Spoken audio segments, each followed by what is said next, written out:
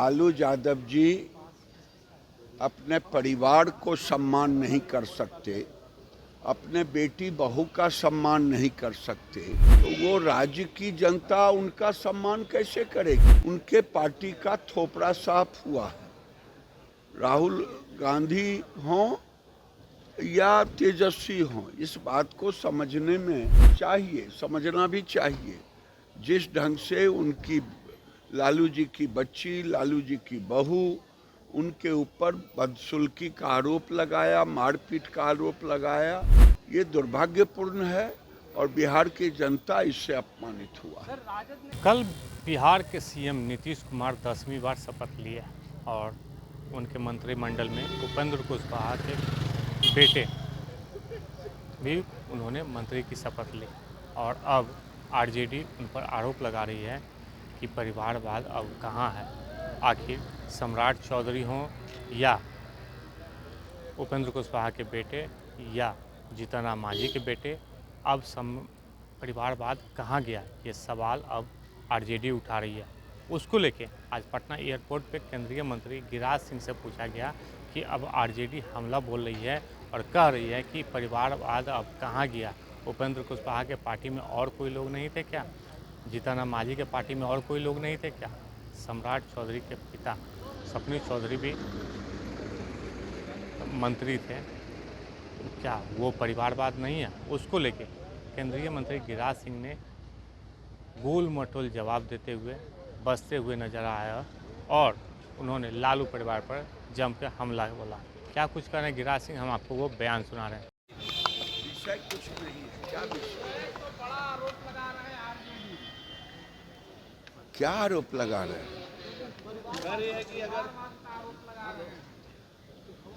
परिवारवाद नीचे कर लीजिए, अच्छा नहीं लगता है। लालू यादव जी अपने परिवार को सम्मान नहीं कर सकते, अपने बेटी बहू का सम्मान नहीं कर सकते, तो वो राज्य की जनता उनका सम्मान कैसे करेगी।